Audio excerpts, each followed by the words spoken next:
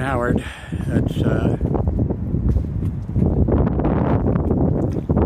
think it's January 11th. No, 12th. I already went to mailbox once this morning and the mail hadn't come yet, so I'm heading there again. I need my damned insurance card for this year.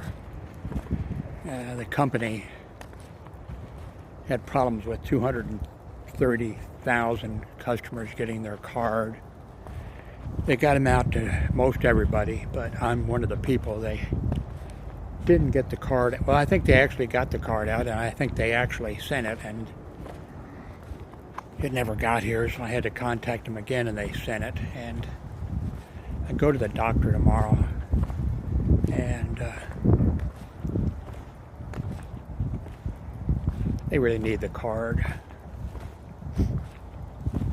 Although I called the insurance company and they on the line, they updated my old card with the information.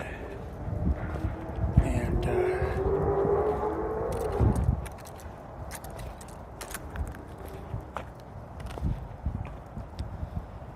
so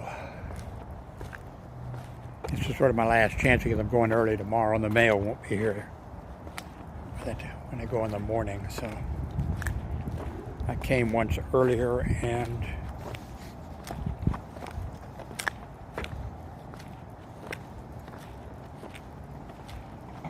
well, at least the wind's not blowing so hard right now. I'm not worried about me freezing. I'm worrying about the sound problem, you know. Oops, there's some air coming now.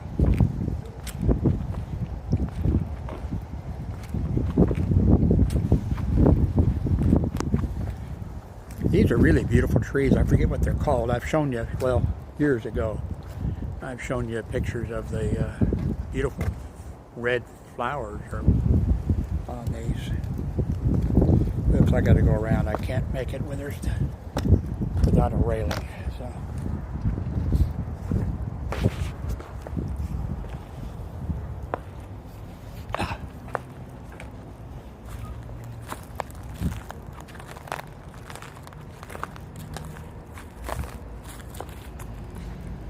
I hope the insurance card came. If not, there's nothing I can do. The office called me. I couldn't fill out which I always do. They have a form that you can fill out online and give all the information that they already have, you know. And but they want it again before you to fill it out and check it. And so I go through the entire thing, and then at the end, they want a photograph of your insurance card.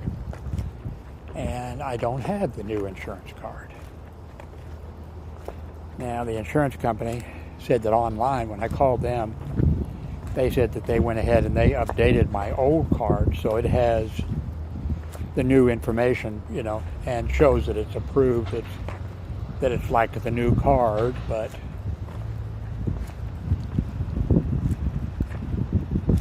is this a truck coming to repossess somebody's car or something?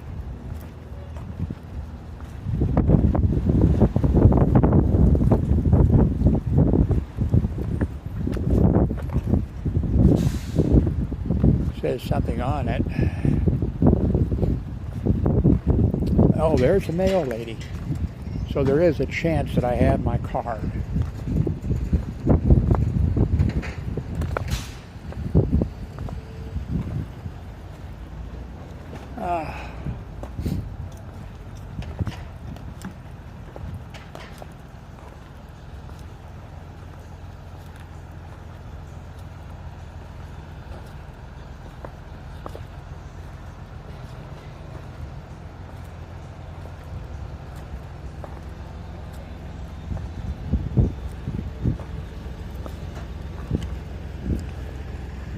Okay, I'm going to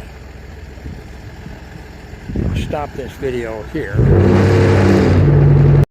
Okay.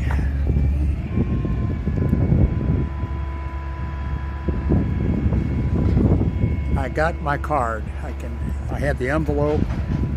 I haven't opened it, but I can feel the card inside there. So I have my health care card.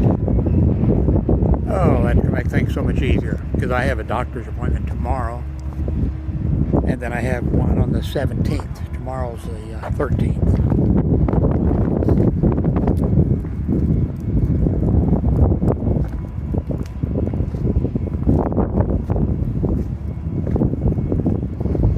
I don't know if that's somebody's, I think it's a car being repossessed. I've never seen that here that I know of. Of course, I worked hospital security for 30 years. And, yeah, those people who come and repossess cars or whatever,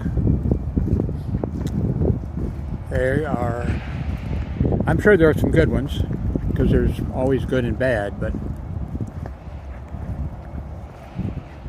you know, they lie, they just positively do everything.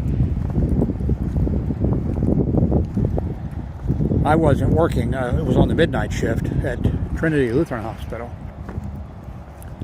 And I worked the day shift at that time. And at about 3 a.m. in the morning, the repossession people came to take a nurse's car. They said they were there for something. I forget what they told the third shift, you know. And the third shift security officers asked for their paperwork that they had to have.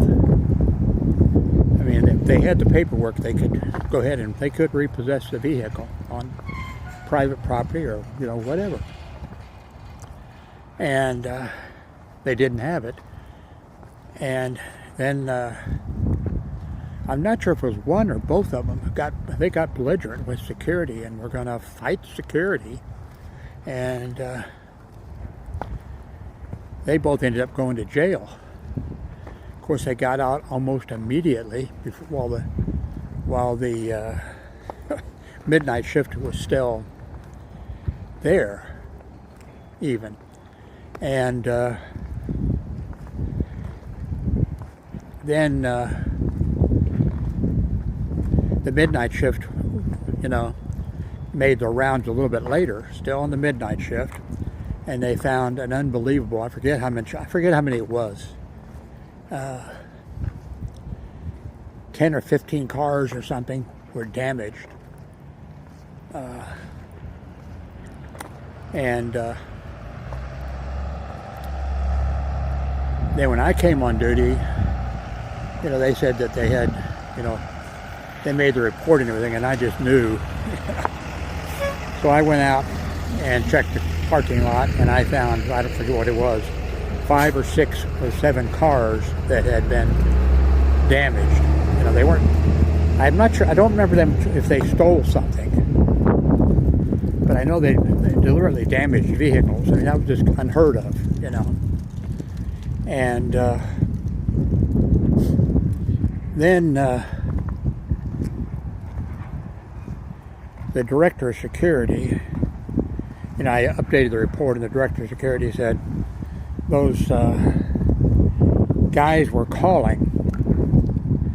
You know, they called him, the director of security, then they switched over, and then they started calling, you know, the administration. Anyway, I told the director of security, now this is going to, if you're in someplace other than Kansas City, Missouri, it's going to, you're not going to believe or understand it. I've talked about it before. Kansas City was taken back a long time ago. Taken over, the police department was taken over by the state because of city corruption, and so things were set up there differently for private officers, security officers, or whatever. The private officers commissioning board worked the same way as the Board of Police Commission. So we had police powers on our property, even to doing, you know, hot pursuits. And we had also police powers if we were, you know, off the property in uniform or out of uniform. to do something. And I told the director of security, I said, let me go over and I'll swear a warrant out for telephone harassment. Of course, we would have to, I think the director of security already did tell him, you know, don't call, blah, blah, blah. And I said, let me go get a arrest warrant for him. You know, oh no, because he wanted everything, he wanted it all. The director of security he didn't like administration being upset, and I think administration was upset. One of when one of the guys was arrested, he claimed that he was, you know, the repossession guy. He claimed that he'd been injured, his arm was injured, or his leg or something. So the director of security, I think, wanted the whole thing. So anyway, okay, I'm home with the card. Thank God.